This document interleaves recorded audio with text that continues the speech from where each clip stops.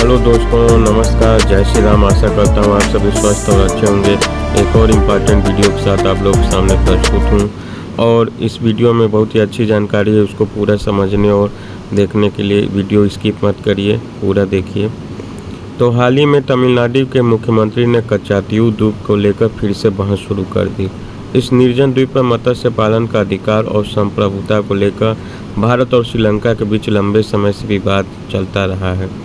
तो क्या कहा है तमिलनाडु के मुख्यमंत्री ने और क्या कहा है विदेश मंत्री एस जयशंकर जी ने, इस पर क्या टिप्पणी की है, उसके बारे में डिटेल में चर्चा करेंगे।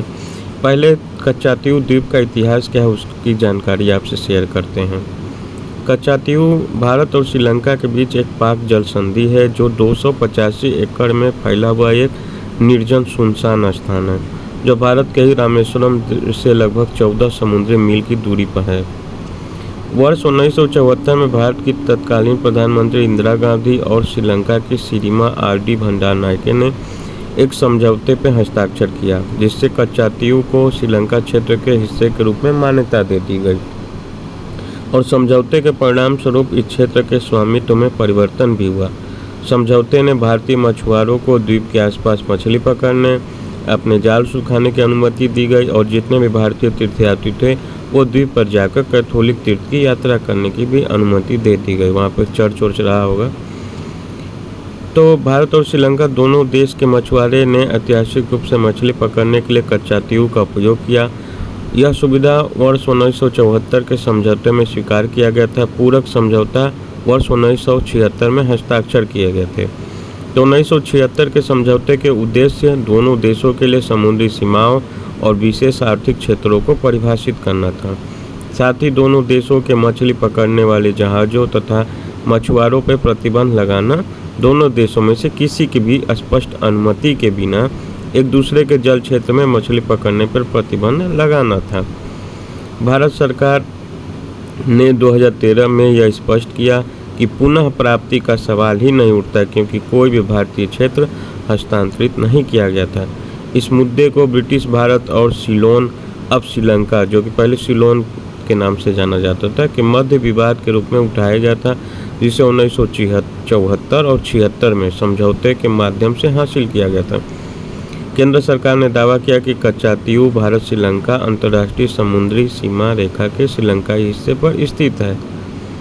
कच्चातीउ का हस्तांतरण भारत की संसद के दोनों सदनों में विरोध और बहस शुरू होने का कारण भी बना और तमिलनाडु के नेताओं ने समय समय पर द्वीप की पुनः प्राप्ति की मांग उठाई। तो इस द्वीप के स्थायी पट्टे, एक पट्टा विलेख जिसमें कोई निर्दिष्ट समय अवधि नहीं होती, की मांग वर्षों से की जा रही है। अब आइए जानते हैं कि भारत के विदेश मंत्री ने इस पर क्या अपना रुख तैयार किया है। तो विदेश मंत्री एस जयशंकर ने कच्चातीउ द्वीप मामले पर कांग्रेस और डीएमके पर निशाना साधा। उन्होंने विस्तार से इस मामले की जानकारी भी दी।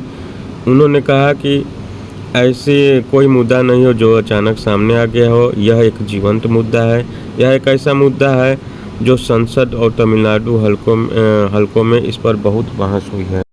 तो जयशंकर जी ने कहा कि जैसा कि आपको पता है कि 1974 में समझौता हुआ था, भारत ने एक द्वीप श्रीलंका को दिया था और इस समझौते में 3 खंड है। पहले खंड के मुताबिक दोनों देश समुद्री सीमा की संप्रभुता का पालन करेंगे, यानी दोनों देश एक दूसरे की समुद्री सीमा को नहीं लांघेंगे। दूसरा खंड ये कि भारत के मछुआरे कच्चातीउ द्वीप जाकर मछली पकड़ेंगे और किसी तरह के कागजात की जरूरत नहीं पड़ेगी। तीसरा खंड ये था कि दोनों देशों के जहाज इस रूट से आवाजाही कर सकेंगे। 2 सालों में बदली गई थी सरकार की रणनीति। जून 1974 के समय दोनों देशों के बीच ये समझौते हुए। तत्कालीन सरकार ने संसद में कहा था कि समझौते से भारत के मछुआरों के अधिकार को नहीं छीना गया है।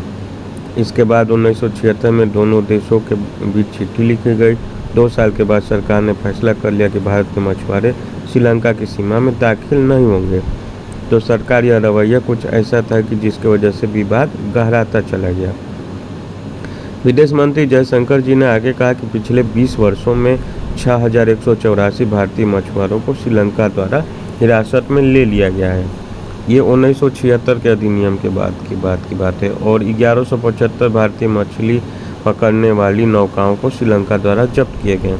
पिछले 5 वर्षों में कच्चातीव मुद्दा और मछुआरों का मुद्दा संसद में विभिन्न दलों द्वारा बार बार उठाया गया है। यह संसद के सवालों, बहसों और सलाहकार समिति में सामने आया है।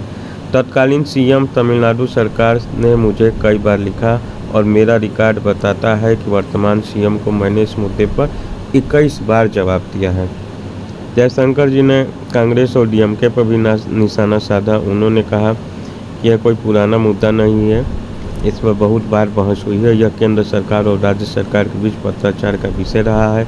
अब तमिलनाडु में हर राजनीतिक दल ने इस पर अपना रुख अपनाया है। यह जयशंकर ने कहा, अगर दो पार्टियों कांग्रेस और द्रमुक ने इस मामले को ऐसे उठाया जैसे कि उनके लिए इसके लिए कोई जिम्मेदार नहीं है। अब आइए जानते हैं कि श्रीलंका मीडिया इस मैटर पे क्या कर रहा है। श्रीलंका और दक्षिण भारत से मछुआरे 4 मार्च 2012 को कोलंबो से लगभग 340 किलोमीटर उत्तर में कच्चातीव द्वीप पर सेंट एंथोनी चर्च के वार्षिक उत्सव में भाग लेने के लिए नावों पर पहुंचे थे। लोकसभा चुनाव से पहले कच्चातीव द्वीप को लेकर आरटीआई जवाब से भारत और खासकर तमिलनाडु की सियासत गरमाई हुई है।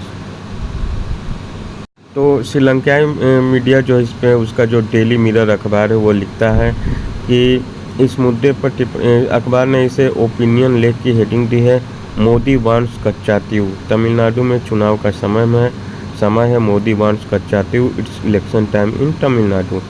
अखबार ने अपने संपादकीय में लिखा है कि सोमवार को उत्तर प्रदेश के मेरठ में रैली करते हुए भारत के प्रधानमंत्री नरेंद्र मोदी को अचानक पूर्व प्रधानमंत्री इंदिरा गांधी द्वारा श्रीलंका के साथ किए गए समझौते में गलती नजर आ गई। यह समय भारत में चुनाव का है और भाजपा भारत के सबसे दक्षिण राज्य तमिलनाडु में कभी भी सत्ता में नहीं आई है। अखबार ने आगे लिखा है, यह अफसोस की बात है कि अपनी सूझबूझ के लिए मशहूर भारत के विदेश मंत्री एस जयशंकर ने भी राजनयिक होने का दिखावा करना छोड़ दिया है और तमिलनाडु में कुछ वोट हासिल करने की उम्मीद में सांप्रदायिक भावनाओं को भड़काने के लिए अपने प्रधानमंत्री की बातों में हाँ मिला रहे हैं। हमें उम्मीद है कि श्रीलंका को भारतीय राजनीति में नहीं घसीटा जाएगा। श्रीलंका भारत की आंतरिक राजनीति से दूर रहना चाहता है। श्रीलंका के एक अन्य अखबार डेली फाइनेंशियल टाइम्स ने भी इस मुद्दे को प्रमुखता से छापा है। डेली फाइनेंशियल टाइम्स ने इसे ओपिनियन लेख को लेकर हेडिंग दी कि कच्चातीव भारत का हिस्सा नहीं था जो वो छोड़ दे। तो ये रहा टोटल विवाद कि मतलब तमिलनाडु के सीएम इसको बार बार मुद्दा उठा रहे हैं। तो आए वाले कितने टाइम पे जो 1976 में ये साइन हुआ था कि भारत के मछुआरे वहाँ पे नहीं जाएंगे मछली पकड़ने, तो वहाँ पे जाते रहे हैं मछुआरे और श्रीलंका उनको अरेस्ट कर लेता है, नावों को पकड़ लेता है। तो अब ये मुद्दा काफ़ी गर्मा गया है। तो क्या भारत का अपना वो जो फैसला हुआ था भारत के पूर्व प्रधानमंत्री के बीच और श्रीलंका के प्रधानमंत्री के बीच, तो क्या मोदी जी उसको चुनाव के बाद तोड़ देंगे? तो देखते हैं क्या होता है। आशा करता हूँ दोस्तों आपको वीडियो अच्छी लगी होगी, तो लाइक, कमेंट, शेयर, सब्सक्राइब जरूर करें। नेक्स्ट वीडियो के साथ आपके साथ मुलाकात होगी। जय हिंद, जय भारत।